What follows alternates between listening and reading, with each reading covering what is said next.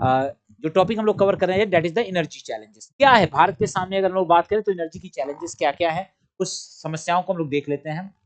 भारत का अगर देखा जाए अभी से अगले 12 सालों की परिस्थितियों को हम लोग एनालिसिस करें तो भारत की जो बिजली की रिक्वायरमेंट, इलेक्ट्रिसिटी की जो रिक्वायरमेंट है वो 2.5 गुना ज्यादा बढ़ जाएगी, ये कहना है आपके मिनिस्ट्री ऑफ एनर्जी के।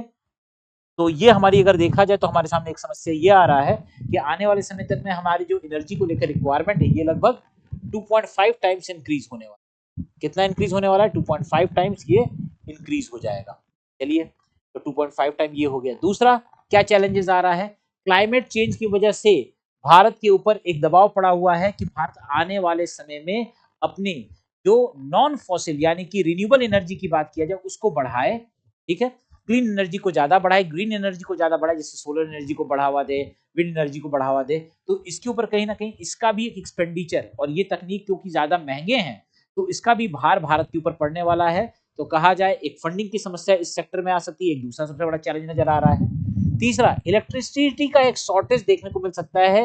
लगभग 25 से 35 गीगावाट इलेक्ट्रिसिटी की रिक्वायरमेंट बड़ी तेजी के साथ बढ़ेगी और एस्टिमेट किया जा रहा है कि 25 टू 35 गीगावाट इलेक्ट्रिसिटी की रिक्वायरमेंट भारत को शॉर्टेज पड़ सकती है आने वाले समय में, ये भी माना जा रहा है। इसके अलावा इंडिया का अगर देखा जाए, भारत के सामने एक और समस्या है कि भारत अपनी एनर्जी की जो भी रिसोर्सेज जो लेती है, जो भी आपकी एनर्जी के लिए हम लोग अभी भी कहा जाए इंपोर्ट इकोनॉमी के ऊपर ज्यादा बेस्ड हैं। कहीं ना कहीं हम बाहर से सारी की सारी अपनी एनर्जी की रिक्वायरमेंट को हम लोग 80% जो अपनी जरूरतें हैं वो बाहर से आयात करके ले रहे हैं। तो ये भी हमारे पास एक समस्या उभर करके आ रही है। और क्या समस्या नजर आती है? लगभग 400 मिलियन लोग अभी भी हैं जहां जिनके पास अभी तक बिजली का एक्सेस नहीं पहुंच पाया है। तो ये कुछ इंपॉर्टेंट फैक्ट्स हैं जिसको अपने दिमाग में रख लेना है। These are the major energy challenges. Bharat के सामने अगर देखा जाए एनर्जी चैलेंजेस को अगर हम लोग देखें तो क्या क्या नजर आ रहा है? सबसे पहला कि एनर्जी की रिक्वायरमेंट अगले कुछ समय के 10 सालों के अंदर में काफी तेजी के साथ बढ़ने वाला है। क्लाइमेट चेंज की वजह से ग्रीन एनर्जी की तरफ भारत का झुकाव हो रहा है। भारत जो अभी तक परंपरागत कहा जाए एनर्जी सेक्टर को, परंपरागत ऊर्जा के स्रोतों को यूज कर रहा था जैसे आपके कोल को, तो अब कहीं ना कहीं कार्बन एमिशन के प्रति हमारी जो कमिटमेंट है, अब हम लोग इलेक्ट्रिसिटी को जो भी जनरेट करेंगे वो क्लीन एनर्जी यानी ग्रीन एनर्जी से या सोलर एनर्जी के माध्यम से करने की कोशिश कर रहे हैं। इसके थ्रू ज्यादा नई तकनीक, अपग्रेडेड टेक्नोलॉजी और तकनीक में जो आपका जो शिफ्ट करना है, इसकी वजह से एक तो गैप तो बनेगा ही बनेगा। दूसरा एक सबसे बड़ा समस्या ये आएगा कि ये तकनीक भी अपने आप में महंगी है, तो इसके ऊपर भारत के खर्च बढ़ सकते हैं। तीसरा, 400 मिलियन के करीब की आबादी अभी जो है इलेक्ट्रिसिटी के एक्सेस तक नहीं पहुंच पाई है।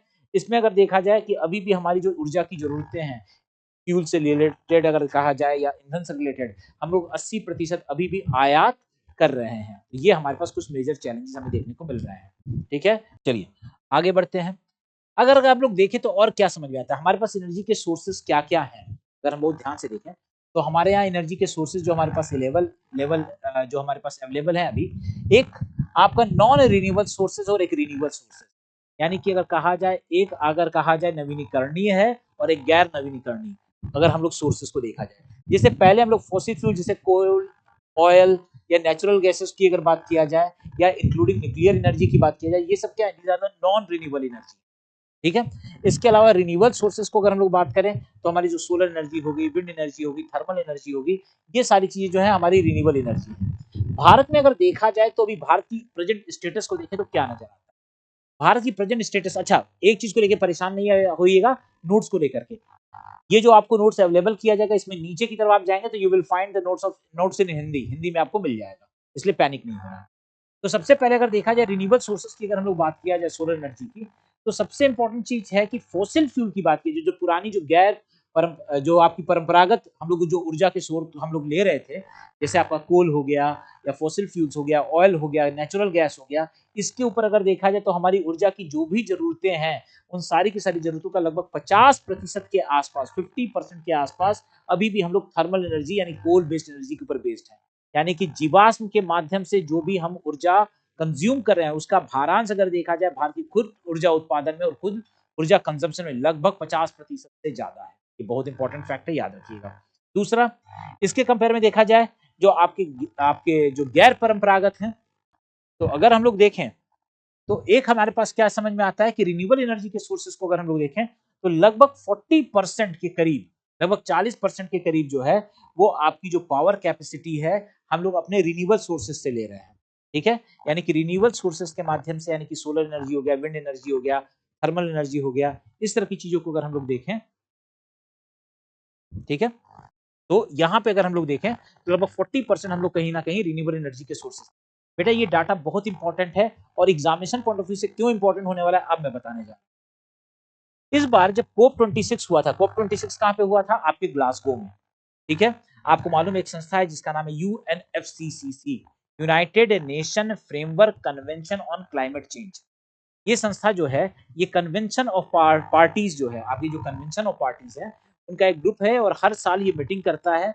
और अभी जो है रिसेंटली जो ग्लासगो में 2021 में उन्होंने कोप 26 का वहां पे सम्मेलन किया।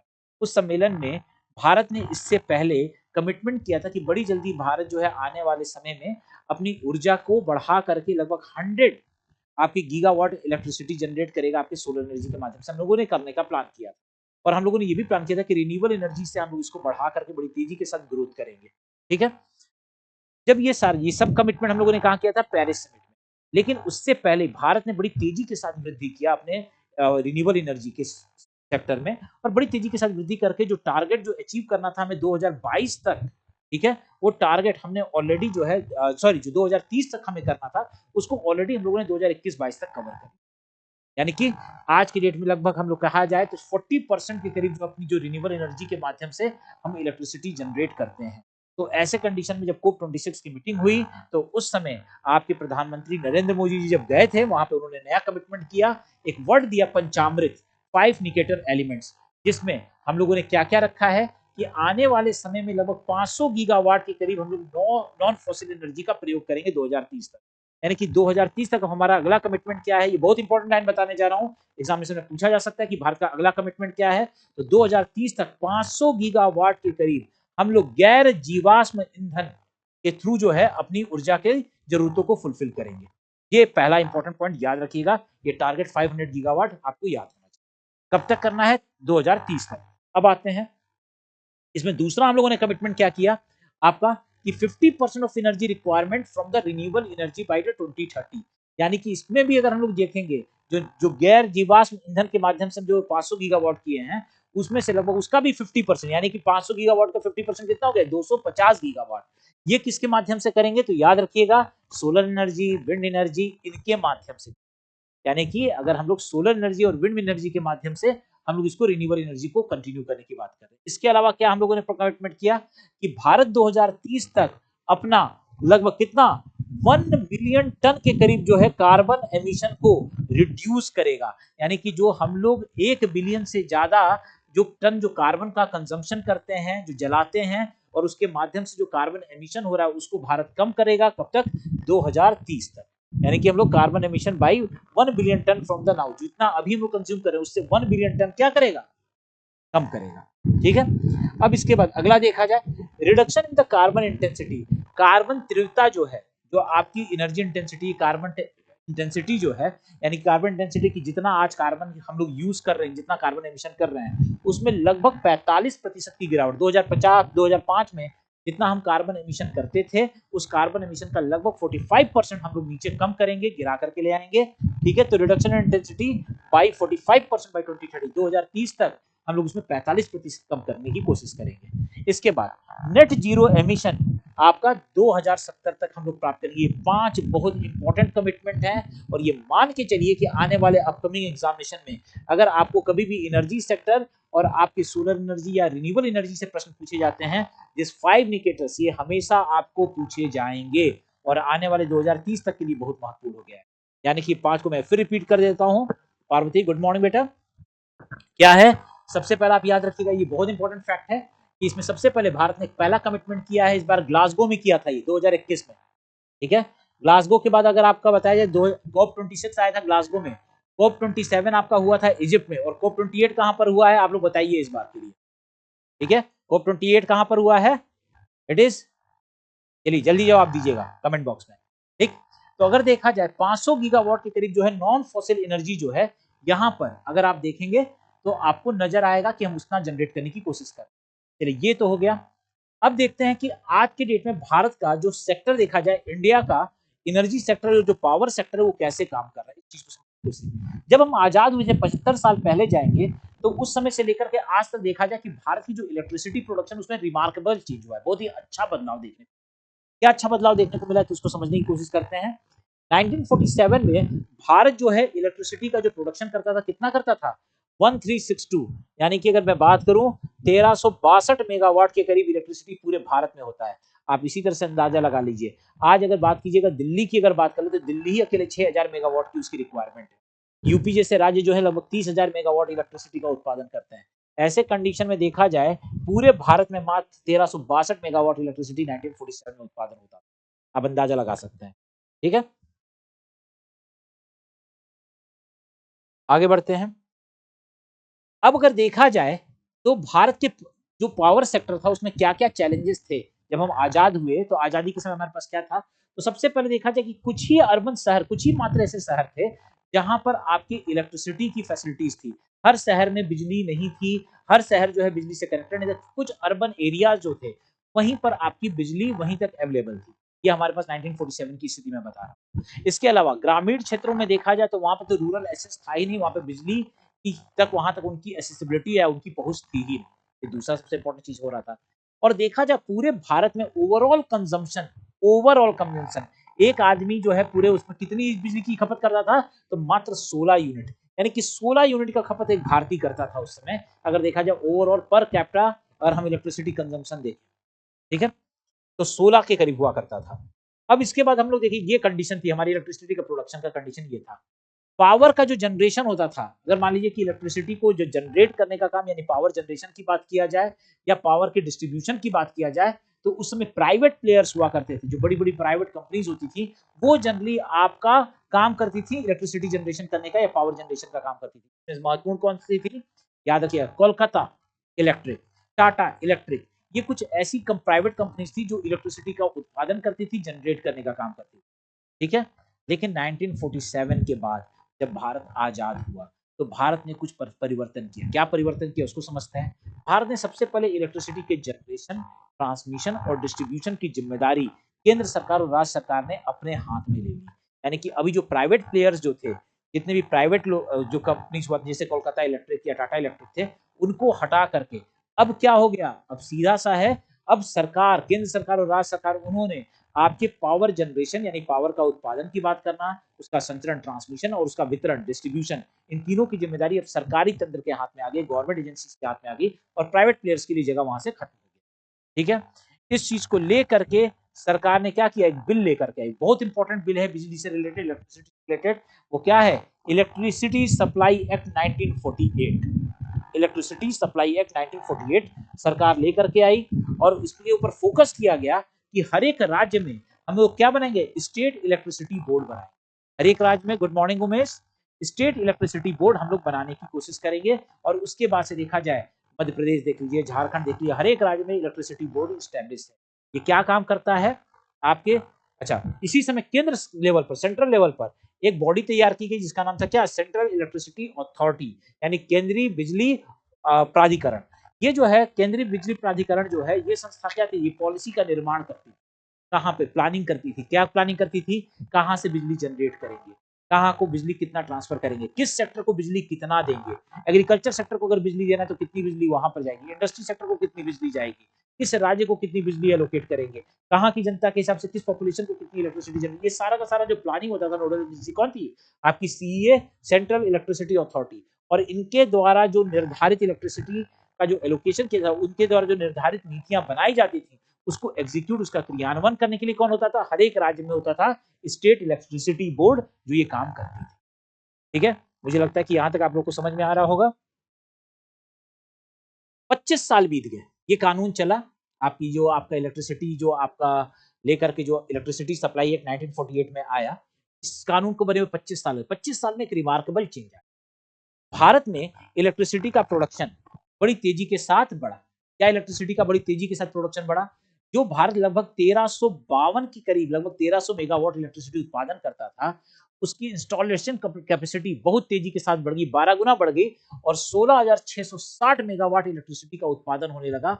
यानी कि 1972 तक, 48 से लेकर 72 तक, लगभग 24-25 साल के अंदर में हम लोग देखेंगे तो हमें क्या नजर आता है कि ये 12 गुना जो है इलेक्ट्रिसिटी का प्रोडक्शन भारत में बढ़ जाता है इस कानून के आने के बाद।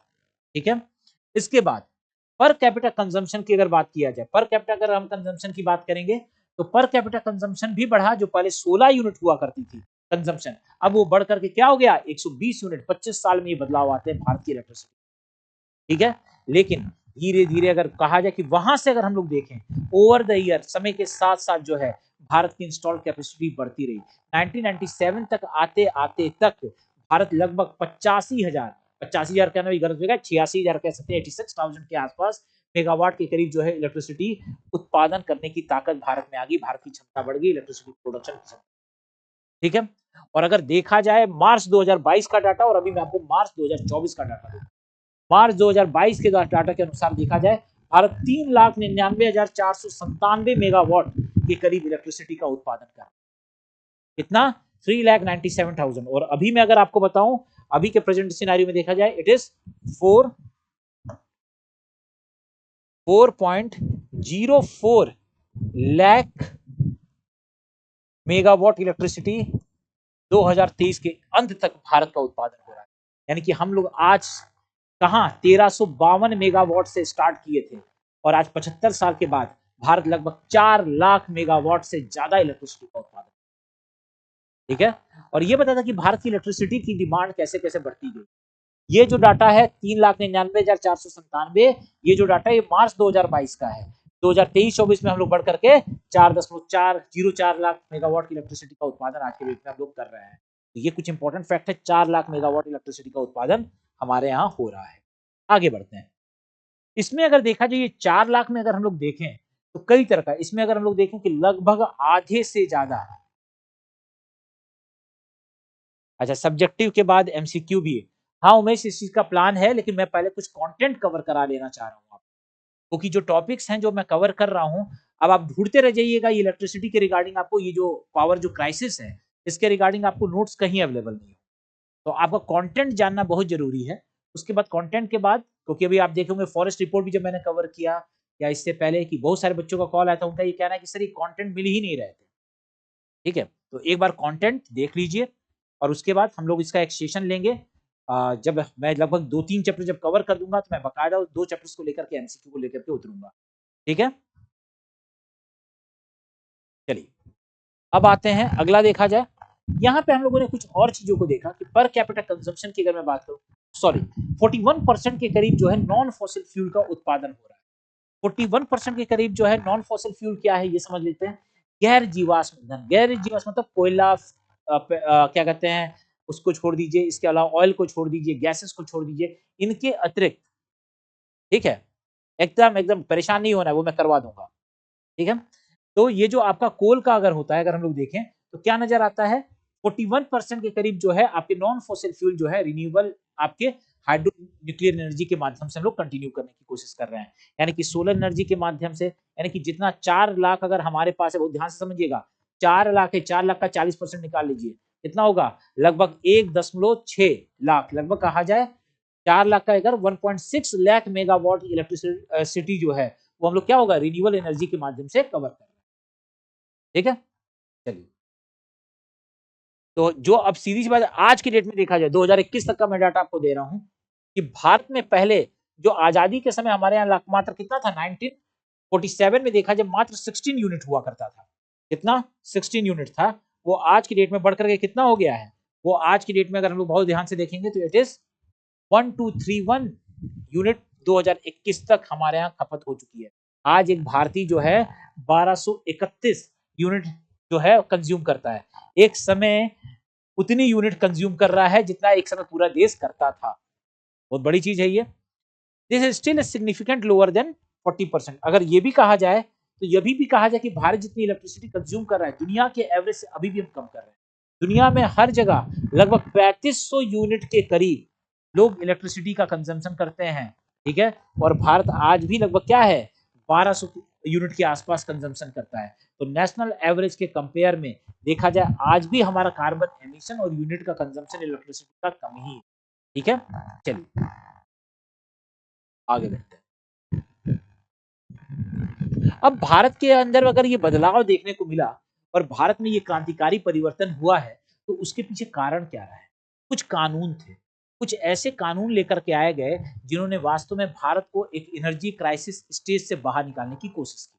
कानून क्या थे? उसमें सबसे इंपॉर्टेंट कानून आता है आपका electricity regulatory commission act 1998।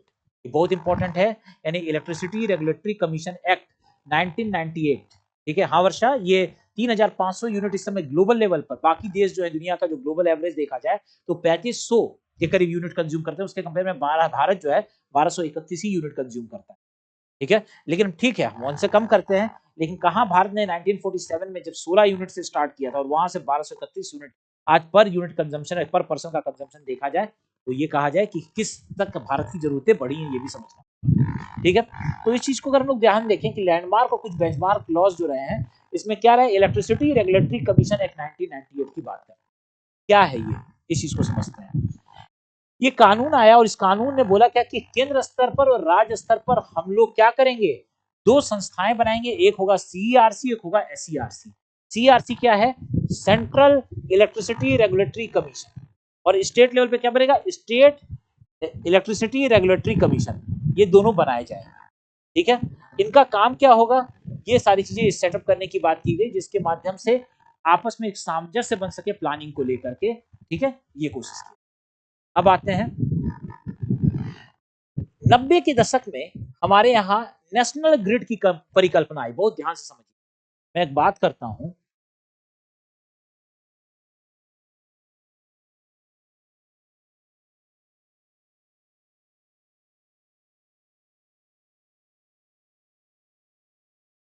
Bharat की बात करते हैं। भारत में अगर हम लोग बात करें, इलेक्ट्रिसिटी की बात की जाती है, इलेक्ट्रिसिटी कंजम्पशन की बात की जाती है। ठीक है, पहले क्या होता है, जितने डिफरेंट तरीके के राज्य होते थे, हर एक राज्य में इलेक्ट्रिसिटी का उत्पादन होता है। हर राज्य अपनी इलेक्ट्रिसिटी का, अपनी जरूरतों के हिसाब से इलेक्ट्रिसिटी, जैसे झारखंड ने अपनी जरूरतों के हिसाब से इलेक्ट्रिसिटी का उत्पादन किया, फिर इसके बाद यूपी ने अपनी इलेक्ट्रिसिटी के हिसाब से, और जो जितना इलेक्ट्रिसिटी उत्पादन करते थे वो उतना कंज्यूम करने की कोशिश करते।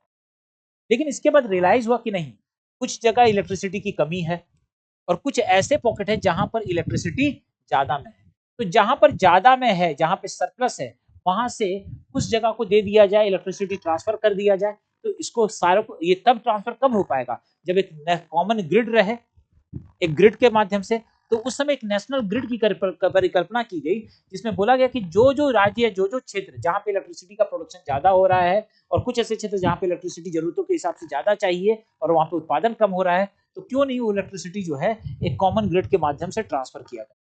इलेक्ट्रिसिटी बन रही है आपके नॉर्थ ईस्ट में, ठीक है, नॉर्थ ईस्ट में इलेक्ट्रिसिटी की जरूरतें कम है, लेकिन वहां पे उत्पादन ज्यादा हो रहा है, तो वहां से इलेक्ट्रिसिटी ट्रांसफर हो जाएगा कहां पर, आपके ईस्टर्न बेल्ट में, बिहार झारखंड, वहां पे दिया जा सकता है। ईस्टर्न बेल्ट को, ईस्टर्न जोन में जो इलेक्ट्रिसिटी उत्पादन हो रहा है उसे हम वेस्टर्न जोन में ट्रांसफर कर सकते हैं, नॉर्दर्न जोन में ट्रांसफर कर सकते हैं। तो इस तरह से ग्रिड की परिकल्पना की गई कि इलेक्ट्रिसिटी को ये कवर करने के लिए हम क्या करेंगे, एक ग्रिड का निर्माण किया जाए। ठीक है, तो 90 के दशक में इस नेशनल ग्रिड का कॉन्सेप्ट आया, जिसका मेन उद्देश्य क्या था, इंटर कनेक्शन ले आना, किसके बीच में। अच्छा, सबसे पहला प्रयास किया ग्रिड के थ्रू, क्या किया गया, इंटर कनेक्ट किया गया नॉर्थ ईस्ट को ईस्टर्न ग्रिड के साथ, यानी कि नॉर्थ ईस्ट जैसे मेघालय, मिजोरम, नागालैंड, जो त्रिपुरा, इन क्षेत्रों में जो इलेक्ट्रिसिटी सरप्लस प्रोडक्शन हो रहा था उसको ट्रांसफर किया गया, उसको ग्रिड को कनेक्ट किया गया ईस्टर्न ग्रिड, यानी कि यूपी, बिहार, झारखंड, उड़ीसा, इन क्षेत्रों के साथ कनेक्ट करने की कोशिश किया। तो यहां से प्रारंभ होता है हमारे यहाँ नेशनल ग्रिड की परिकल्पना। फिर बाद में नॉर्दर्न ग्रिड को वेस्टर्न ग्रिड के साथ कनेक्ट किया गया, यानी कि दिल्ली, पंजाब, हरियाणा वाले क्षेत्र को आपके वेस्टर्न ग्रिड, जैसे आपका कर्नाटका हो गया, आपका महाराष्ट्र हो गया, आपका गुजरात हो गया, उनके साथ कनेक्ट किया गया। ये 2003-2006 में किया गया। इसके बाद सदर्न ग्रिड को कनेक्ट किया गया आपके सेंट्रल ग्रिड के साथ 2013 में। तो इस तरह से भारत का एक ग्रिड तैयार होता है, और अब क्या हो गया, one nation one grid one frequency पर आज की डेट में ये काम कर रहा है। ठीक है, इस सारी प्रक्रियाओं के साथ और सरकार ने क्या प्रयास किया है इलेक्ट्रिसिटी के प्रोडक्शन को बढ़ाने के लिए, तो देखने को पता चलता है कि इलेक्ट्रिसिटी एक्ट 2003 लेकर के, बहुत ही रिवोल्यूशनरी कानून। आज भी बहुत सारे विवाद हैं इस कानून में परिवर्तन को लेकर के, लेकिन ये कानून इतना इंपॉर्टेंट है कि अगर ये कानून ने आधारशिला रखी पिछले 10-12 सालों के अंदर में, या कहा जाए कि 2003 से लेकर के 2023 के बीच में 20 सालों में इस कानून की देन है कि आज की डेट में हमारी इलेक्ट्रिसिटी का प्रोडक्शन 1997 से पहले मैं आपको दिखा रहा था कि 86,000 मेगावाट के करीब इलेक्ट्रिसिटी, और आज हम लोग क्या हो गया, 4 लाख क्रॉस कर चुके हैं। तो उसके पीछे रीजन अगर कोई है तो ये कानून बहुत इंपॉर्टेंट है, इलेक्ट्रिसिटी एक्ट 2003 बहुत इंपॉर्टेंट। क्यों इंपॉर्टेंट है? ये 2003 में मतलब आया। 2003 में आने के बाद इन्होंने सबसे पहला फोकस किया गया रूरल इलेक्ट्रिफिकेशन, ग्रामीण क्षेत्रों में इलेक्ट्रिफिकेशन करने के लिए। जैसे क्या किया गया, कई सारे प्रोग्राम चलाए गए जिसमें ग्रामीण क्षेत्र को इलेक्ट्रिसिटी के लिए जोड़ने की कोशिश की गई। विद्युतीकरण, जैसे राजीव गांधी ग्रामीण विद्युतीकरण योजना चली। इसके बाद अगर देखा जाए और क्या है, आज के डेट प्रधानमंत्री पंडित दीनदयाल ग्राम ज्योति योजना, इस तरह के प्रोग्राम इसके अंदर में चलाए गए इस एक्ट को आधार रख करके। इसके अलावा ओपन एसेस, अब हर एक व्यक्ति के लिए एक एसेस अवेलेबल कर दिया गया कि हर एक व्यक्ति के अधिकार में दे दिया गया कि वो इलेक्ट्रिसिटी तक उसकी पहुंच बनाई जा सके। मैंडेट कर दिया गया एसईआरसी। एसईआरसी का मतलब क्या है? State electricity regulatory commission. Mandate कर दिया गया हर एक राज्य को अपना state electricity regulatory commission establish करना पड़ेगा हर एक राज्य को। लाइसेंस फ्री जनरेशन, कोई भी आए इलेक्ट्रिसिटी उत्पादन करना चाहता है, सरकार बोली का उत्पादन कर सकते हैं। आप अपने छत पर सोलर पैनल लगाकर इलेक्ट्रिसिटी उत्पादन करना चाहते हैं, उत्पादन कीजिए। आप चाहते हैं उसको बेचना चाहते हैं, डिस्ट्रीब्यूट करना चाहते हैं, आप बेचिए। यानी कि सबके लिए लाइसेंस फ्री कर दिया जनरेशन को। कोई भी आज की डेट में इलेक्ट्रिसिटी का उत्पादन कर सकता है, उसका वितरण कर सकता है। अनबंडलिंग कर दिया। अनबंडलिंग मतलब समझिए, पहले क्या होता था कि जो कंपनी इलेक्ट्रिसिटी का प्रोडक्शन करती थी वही उसका ट्रांसमिशन भी करती थी, वही डिस्ट्रीब्यूट भी करती थी। अब क्या किया इन्होंने, क्या किया, सेपरेट कर दिया। सेपरेट क्या कर दिया, अब जनरेशन कोई और कंपनी कर रही है, ट्रांसमिशन कोई दूसरी कंपनी कर रही है और डिस्ट्रीब्यूशन कोई तीसरी कंपनी कर रही है। ये सारा का सारा चीज उन्होंने कवर किया। इसके अलावा पावर की ट्रेडिंग को बढ़ाने की बात की। ज्यादा से ज्यादा लोग जो है पावर अगर है तो आप अगर सेल आउट करना चाहते हैं सेल आउट कीजिए। कंपल्सन कर दिया मैंडेटरी मीटरिंग को, मीटर आपको लगाना मस्ट हो गया इलेक्ट्रिसिटी एक्ट के तहत। पर अगर 2003 के तहत अगर आप नहीं करते तो आपको अगेंस्ट पेनाल्टी होगी। इसके अलावा लॉ तैयार किए गए, जो पेनाल्टीज तैयार किए गए अगर इलेक्ट्रिसिटी की चोरी, जो कीली काठी मारते हैं ना लोग, उसके ऊपर चोरी वोरी को लेकर के भी इसके ऊपर कानून बनाया गया। इन सब चीजों का इम्पैक्ट ये पड़ा कि धीरे धीरे भारत की इलेक्ट्रिसिटी का प्रोडक्शन जो 86,000 था मेगावाट, वो बढ़ करके 4 लाख मेगावाट तक आज भारत की इलेक्ट्रिसिटी का प्रोडक्शन हो चुका है। पावर जनरेशन अगर हम लोग देखें तो हमारे यहाँ प्राइवेट प्लेयर्स जो है आज के डेट में 1991 के बाद जब लिबरलाइजेशन, प्राइवेटाइजेशन या ग्लोबलाइजेशन आया, तो उसके बाद क्या किया गया, जो प्राइवेट सेक्टर्स थे उन प्राइवेट सेक्टर्स में अगर आप देखेंगे तो उनका प्रयास बढ़ा, उनकी भागीदारी बढ़ी और आज की डेट में भारत में जितनी भी इलेक्ट्रिसिटी का उत्पादन होता है उसका 50% जो इंस्टॉल्ड कैपेसिटी है, ये मात्र 2003 के एक्ट आने के बाद प्राइवेट पार्टिसिपेशन के बढ़ने की वजह से हुआ। ठीक है। Power transmission, power grid setup किया गया 1989 में और किसके थ्रू, कंपनी एक्ट 1956 के आधार बनाकर। ठीक है, जहां पर एक राज्य से दूसरे राज्य के बीच में इलेक्ट्रिसिटी की ट्रांसमिशन की सुविधा ग्रिड के माध्यम से दी गई। These are the important facts जिसको आपको जानना चाहिए, जिसके माध्यम से भारत ने अपने आप को पिछले कुछ समय के अंदर में इलेक्ट्रिसिटी में सक्षम बनाया। 2005 में उस समय एक बहुत इंपॉर्टेंट, एक समय तो यूपीएससी का फेवरेट क्वेश्चन हुआ करता था ये आपका 2005 में अल्ट्रा मेगा पावर प्रोजेक्ट, जिसमें आपका तिलैया आपका जो झारखंड का है, ठीक है, वो रिलायंस के द्वारा, या फिर आपका अचनक मार्ग जो है आपके एमपी में, इन सब जो छत्तीसगढ़ में ये कुछ ऐसे प्रोजेक्ट्स तैयार किए गए। अल्ट्रा मेगा पावर प्रोजेक्ट्स क्या होते थे, ये जनरली थर्मल एनर्जी के ऊपर यानी कोयले के ऊपर बेस्ड इलेक्ट्रिसिटी के प्रोडक्ट हुआ था। ठीक है, उसके माध्यम से हम लोग इलेक्ट्रिसिटी जनरेट कर रहे थे। क्या होता था, एक यूनिट तैयार होती थी, एक यूनिट लगभग 4000 मेगावाट के करीब का इलेक्ट्रिसिटी प्रोडक्शन करता। ठीक है, तो ये सारी की सारी चीजें यहाँ पर रही। इसका मेन मोटिव क्या था, भारत के हर एक वर्ग को 24/7 पावर अवेलेबल कराना, इलेक्ट्रिसिटी अवेलेबल कराना। दीनदयाल उपाध्याय ग्राम ज्योति योजना के तहत ग्रामीण विद्युतीकरण को बढ़ावा देना।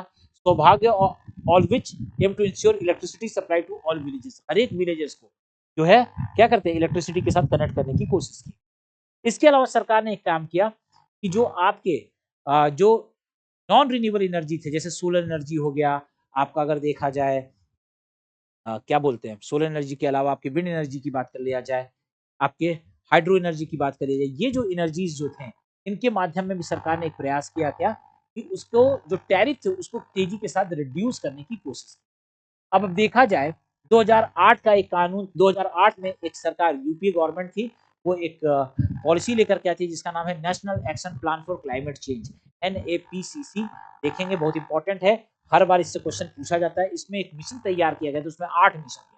उसमें से एक मिशन था जिसका नाम था क्या, Jawaharlal Nehru national solar mission. Jawaharlal Nehru national solar mission, इसमें टारगेट किया गया था कि भारत जो है 2020 तक लगभग 20,000 मेगावाट के करीब इलेक्ट्रिसिटी जनरेट करेगा। किससे, सूर्य की एनर्जी, सोलर एनर्जी के। ठीक है, बाद में 2015 में इसी मिशन का नाम चेंज करके रखा गया केसरिया क्रांति, यानी मिशन केसरिया, जान लीजिएगा बहुत इंपॉर्टेंट है। ठीक है, और इसके बाद अगर देखा जाए नेशनल सोलर मिशन फिर बाद में इसी मिशन का जो टारगेट बढ़ा करके क्या कर दिया गया, 1 लाख मेगावाट। आपके पीएम मोदी जब बने, एनडीए गवर्नमेंट आई, तो उन्होंने इसको बढ़ा करके 1 लाख मेगावाट कर दिया। ठीक है, अभी जो मैं आपको जो डाटा देने जा रहा हूँ, इट इज वेरी इंपॉर्टेंट। आपको मालूम होना चाहिए कि किस सेक्टर से कितनी इलेक्ट्रिसिटी जनरेट होती है। भारत में अगर देखा जाए तो थर्मल पावर की अगर मैं बात करूं, सिर्फ थर्मल पावर की बात है, तो थर्मल पावर यानी कोयले से उत्पादित इलेक्ट्रिसिटी लगभग 2.36 है। मतलब मैं बोल रहा हूं कि 4 लाख के करीब जो है मेगावाट के करीब इलेक्ट्रिसिटी होती है। और 4 लाख मेगावाट में अगर हम लोग देखें, 4 लाख मेगावाट में लगभग 2.36 यानी कि मोर देन 50% से ज्यादा जो इलेक्ट्रिसिटी होती है वो थर्मल पावर के थ्रू आती है। इस थर्मल पावर में देखा जाए कोयले के थ्रू जो है लगभग कितना आ जाता है, 50%। देखिए 2 लाख मेगावाट जो है सिर्फ कोयले से आ रहा है, गैस से 6000 मेगावाट और डीजल के माध्यम से 25,000 मेगावाट के करीब इलेक्ट्रिसिटी जनरेट की जाती है। ये सारे के सारे डाटा रिसेंट हैं, बहुत इंपॉर्टेंट है, दिमाग में रख लीजिएगा। इसके अलावा न्यूक्लियर एनर्जी की बात किया जाए, ठीक है, यानी कि न्यूक्लियर एनर्जी यानी नाभ की ऊर्जा के माध्यम से भी इलेक्ट्रिसिटी जनरेट होती है। लगभग 6780 मेगावाट के करीब जो है, यानी कि लमसम हम बोले 7000 मेगावाट के आसपास जो इलेक्ट्रिसिटी इससे जनरेट हो रही है। इसके अलावा हाइडल पावर्स के थ्रू, यानी कि आपके जो आपके जल विद्युत है, जल विद्युत अगर देखा जाए 47,000 मेगावाट के करीब इलेक्ट्रिसिटी इससे जनरेट होती है। ठीक है, अब अगर हम लोग ये यहाँ से अगर मान करके चलते हैं कि अगर ये इलेक्ट्रिसिटी का अगर फॉर्मेट है, तो अगर हम लोग इस चीज को देखें तो क्या नजर आता है कि भारत में जितनी भी इलेक्ट्रिसिटी हो रही है, देखिए 2.36 यहाँ पे 1.1, और उसमें अगर देखा जाए 2.36 का कंपोजिशन देखा जाए, सबसे ज्यादा इलेक्ट्रिसिटी जनरेट हो रही है आपके कोयले की। ठीक है, उसके बाद जो दूसरा नजर आ रहा है आपको, किसका नजर आ रहा है, हाइड्रो पावर। तो कई बार ऐसा होता है कि इलेक्ट्रिसिटी का आपका कॉन्फ़िगरेशन पूछ देता है, तो याद रखिएगा सबसे ज्यादा इलेक्ट्रिसिटी आपका किससे हो रहा है, थर्मल पावर में आपका होता है कोयले के थ्रू। उसके बाद अगर हम लोग देखें किसका है, हाइड्रो पावर के माध्यम से।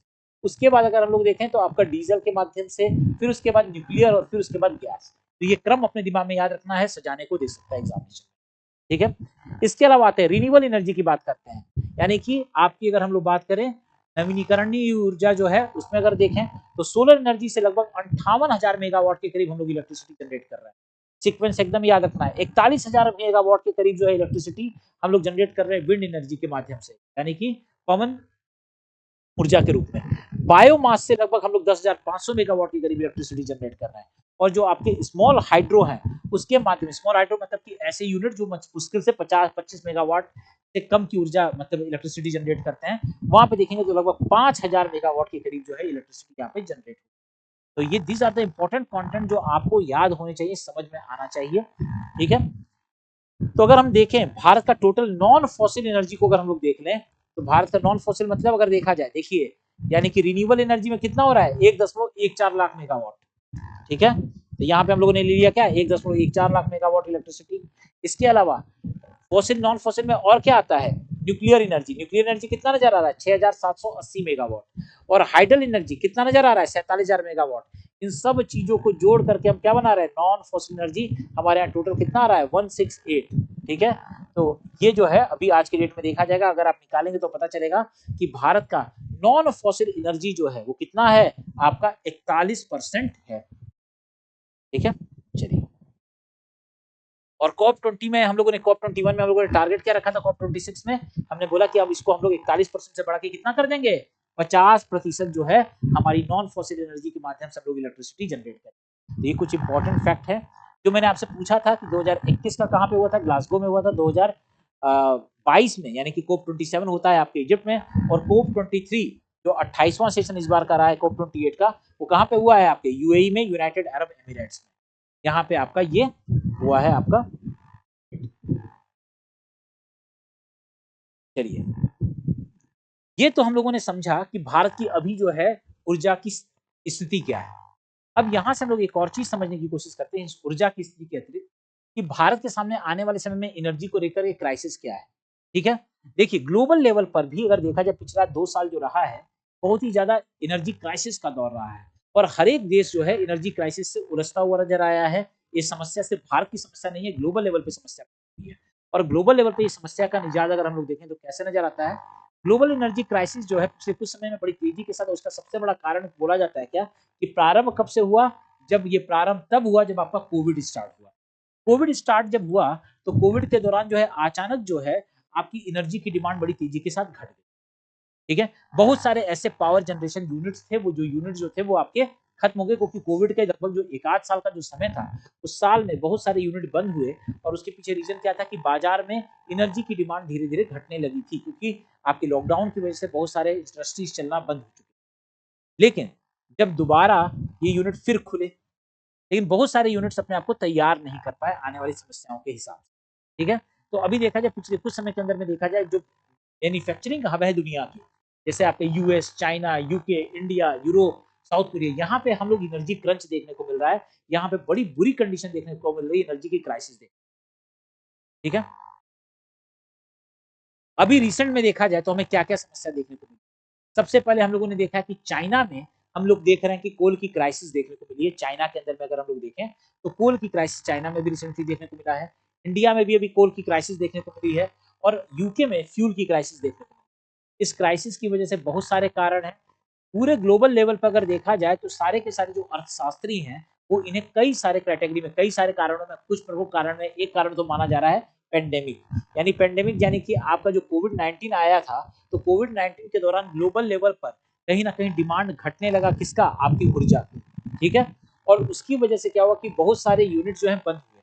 लेकिन जब दोबारा जब लॉकडाउन खत्म हो हुआ, तो उसके बाद अचानक जो है डिमांड तेज़ी के साथ बढ़ा। ठीक है? और अब इंस्टीट्यूशन जो हैं, जो अभी जो खड़े जो इंस्टीट्यूशन थे, वो इसकी डिमांड पूरी करने में अब सक्षम नहीं थे।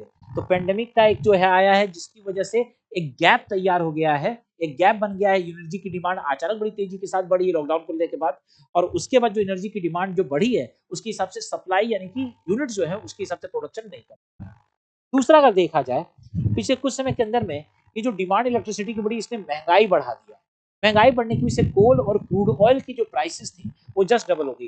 कोविड के दौरान आपको याद होगा कि बहुत सारे तेलों का दाम बड़ी तेज़ी के साथ गिरा था। अंतर्राष्ट्रीय मार्केट में जो अरब जैसे कंट्रीज़ थे और आपके जो आपके क्या बोला जाए, जो कार्टेल ग्रुप थे, जो आपकी जो एनर्जी सेक्टर से रिलेटेड या फ्यूल से रिलेटेड जो है कार्टेल ग्रुप है, वो जो हैं, उनके द्वारा जो तेलों का प्रोडक्शन तेजी के साथ हो रहा था, तेल का दाम बड़ी तेजी के साथ गिर रहा था, लेकिन अचानक जो उस समय जो उनको जो लॉसेस हुए, उसकी वजह से दोबारा जब लॉकडाउन उभर करके आया, खत्म हुआ, तो उसके बाद उन्होंने एक और तरीका अपनाया अपने एनर्जी की रिक्वायरमेंट, अपने लॉसेस को बियर करने ठीक करने के लिए, जब अचानक उन्होंने तेल के दाम में वृद्धि की। और जब तेल के दाम में वृद्धि होने की वजह से क्या हुआ कि इन्फ्लेशन बढ़ा है, क्रूड ऑयल और प्राइस के दाम तेजी के साथ बढ़े हैं और ये ग्लोबल सिनेरियो में इसका डिमांड भी बड़ी तेजी के साथ बढ़ा हुआ है। तो इसकी वजह से सप्लाई साइड में जो क्रंच है और हाई प्राइस, ये बहुत बड़ा कारण रहा है, इन्फ्लेशन भी बहुत बड़ा कारण रहा है अभी की एनर्जी क्राइसिस में, भारत में भी और ग्लोबल लेवल पे। क्लाइमेट चेंज की वजह से एक बड़ा सिंपल सा चेंज आया है कि अभी रिसेंटली अगर देखा जाए कि भारत में अगर देखा जाए क्लाइमेट चेंज हुआ और हेवी रेनफॉल हुआ है। हेवी रेनफॉल अगर होने की वजह से जो आपके साउथ और साउथ ईस्ट एशिया है, वहां पे जो हेवी रेनफॉल देखने को मिला है,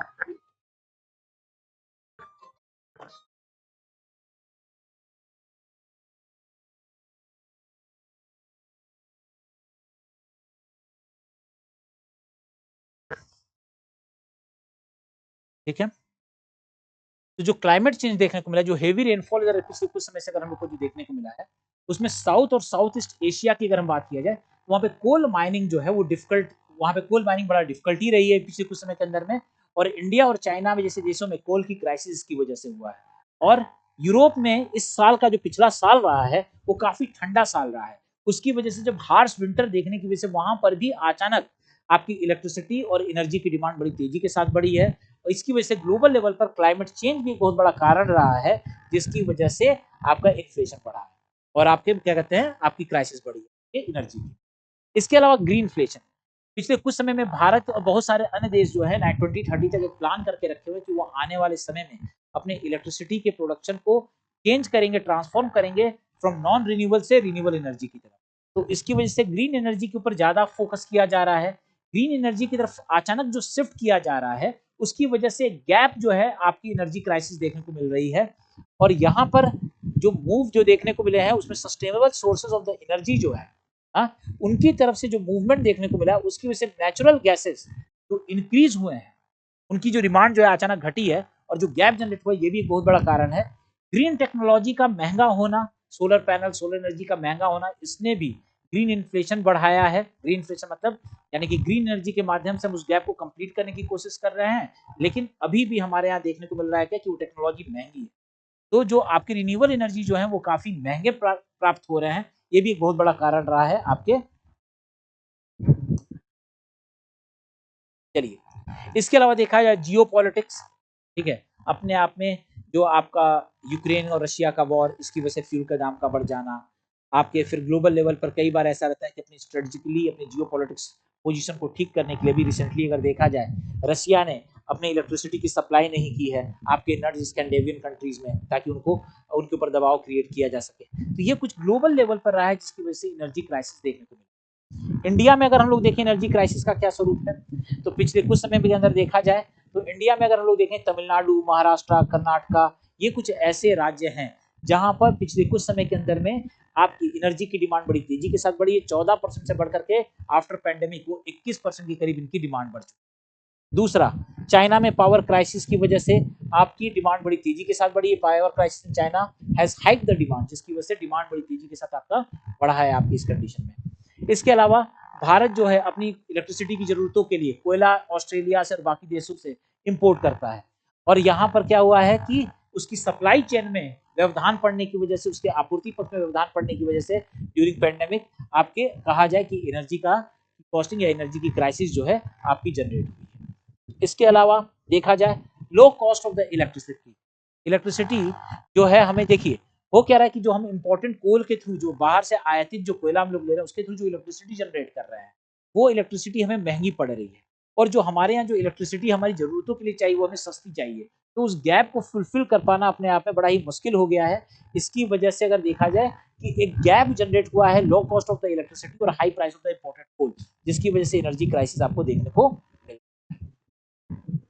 चलिए, इसके अलावा जो पावर कंपनीज हैं उनकी क्षमताएं जो है उनकी जो है कोल को जो कंपाइल करने की, यानी इसकी जो स्टॉक पाइलिंग यानी कि उसको जो इकट्ठा करना, उसको स्टोर करने की जो कैपेसिटी है उसकी कॉस्टिंग बड़ी है, जिसकी वजह से हम देख सकते हैं कि पिछले कुछ समय के अंदर में इलेक्ट्रिसिटी जो है आपका महंगा पड़ता जा रहा है।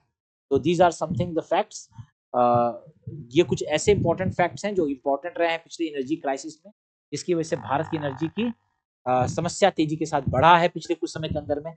अब इस समस्या में देखा जाए कि इसमें अगर हम लोग देखें तो सुधार क्या देखने को मिल सकता है, हम उसको भी देख लेते हैं कि क्या क्या सुधार किया जा सकता है। जैसे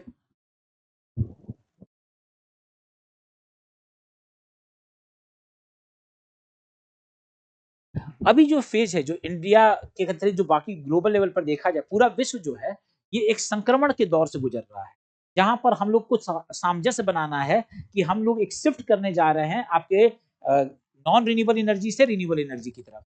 यानी कि कैसी गैर परंपरागत जो ऊर्जा हम लोग प्रयोग करते थे जो कोयला की बेस पर थे, अब उसकी तरफ से हम लोग सोलर एनर्जी की तरफ यानी कि क्लीन एनर्जी की तरफ बढ़ रहे हैं। ऐसे कंडीशन में देखा जाए जब संक्रमण के दौर में है, तो ऐसे समय में मांग और आपकी पूर्ति यानी कि डिमांड और सप्लाई के बीच में मतलब असंतुलन होना स्वाभाविक है। तो ऐसे कंडीशन में क्या होता है कि जनरली उपभोक्ता जो होते हैं वो तेजी से बढ़ती हुई दुनिया की अर्थव्यवस्था में देखा जाए वो थर्मल एनर्जी पर बहुत ज्यादा निर्भर है, ठीक है। और धीरे धीरे वो क्या करने की कोशिश कर रहे हैं, आपके रिन्यूएबल एनर्जी में स्विच करने की कोशिश कर रहे हैं। तो ये जो ट्रांजिशन फेज है इसमें एक बैलेंस बना करके चलना है, एकाएक हम शिफ्ट नहीं हो सकते। तो हमें ये अनुमान बना करके चलना है कि एक वक्त के साथ, एक समय के साथ हम लोग क्या करेंगे, आपकी इसमें शिफ्टिंग करेंगे। हमें एक बैलेंस बनाना होगा किसका, कि हमें रिन्यूएबल और नॉन रिन्यूएबल एनर्जी के बीच में एक बैलेंस बना करके आने वाले संक्रमण के दौर को गुजारना होगा, ठीक है। ये सारी चीजें हो गई।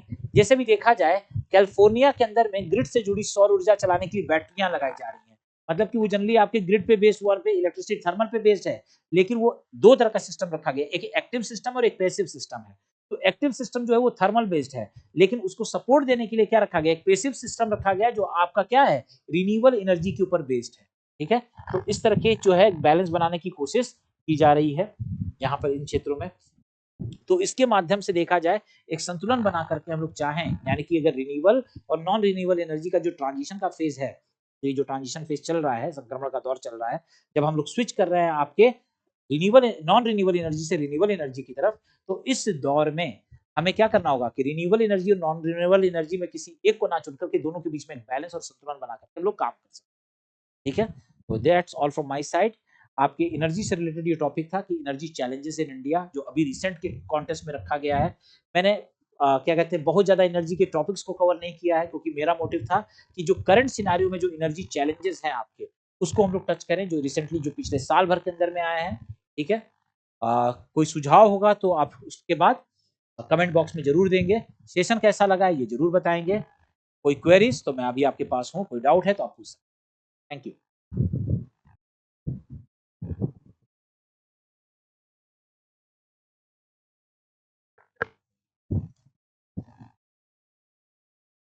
Great, thank you. That's all from my side.